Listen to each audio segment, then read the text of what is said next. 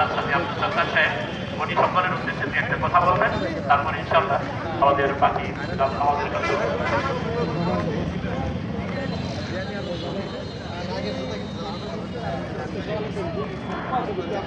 আসসালামু আলাইকুম ওয়া রাহমাতুল্লাহ।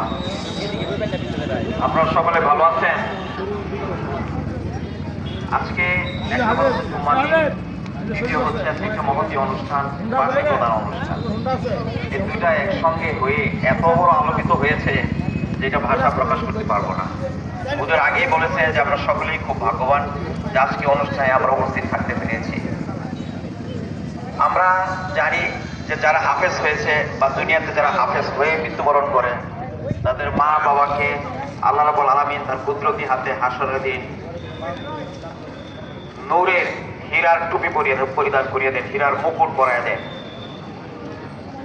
এটা তো অনেক বড় পাওয়া। আমি হাফেজদের উদ্দেশ্যে একটি কথা বলতে চাই, একটি কথা, যে তোমরা জীবনে চলার পথে অনেক জ্ঞান অর্জন করবে, অনেক কিছু বিচরণ করতে হবে, কিন্তু একটা জিনিস মনে রাখবে, তোমাদের আদব যেন হারিয়ে না যায়। আদব কিন্তু সবচেয়ে বড় সম্পদ। মানুষের জীবনে আদব হচ্ছে সবচেয়ে বড় অলংকার। যে আদব কোনোদিন টাকা দিয়ে কেনা যায় না, যে আদব বাজারে বিক্রি হয় না, যে আদব তিলে তিলে তিলে তিলে তা অর্জন করতে হয়।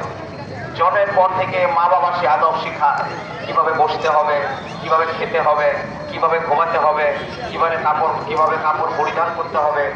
এইভাবে আদব শিখতে শিখতে যখন সে পরিণত বয়স হয়, যার আদব যত বেশি থাকবে তার জীবনে উজ্জ্বলতা তত বাড়বে, তাই সে আরো দুনিয়াতে তত বেশি আলোকিত হবে। আমাদের ধারণা, আমাদের দোয়া কবুল করে নিতে আল্লাহ, আপনি আমাদের সকলের জন্য আল্লাহ তাআলা আমার প্রত্যেকটা মুসলিম মা বাবাদেরকে মাফ করে দেন। আমার প্রত্যেকটা মুসলিম যাদের মা নাই বাবা নাই তাদের মা বাবার কবর রিয়াদের ছবি যাদের মা বাবা বেঁচে আছে হায়াত দিয়ে দেন, যাদের মা বাবা অসুস্থ আল্লাহ সুস্থতা দান করে দেন।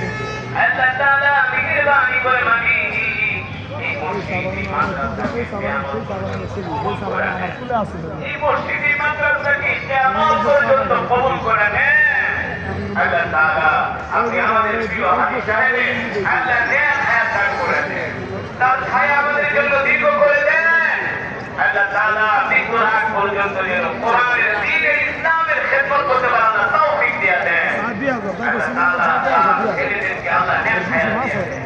আল্লাহ ছেলেদেরকে দ্বীনের পথে চলার তৌফিক করে দেন, তার পরিবারের উপরে রহম করে। আল্লাহ তার বাবা, তার দাদা, তার দাদি, নানি, আল্লাহ মসজিদের আশেপাশে যত বড় স্থানে মসজিদে শুয়ে আছে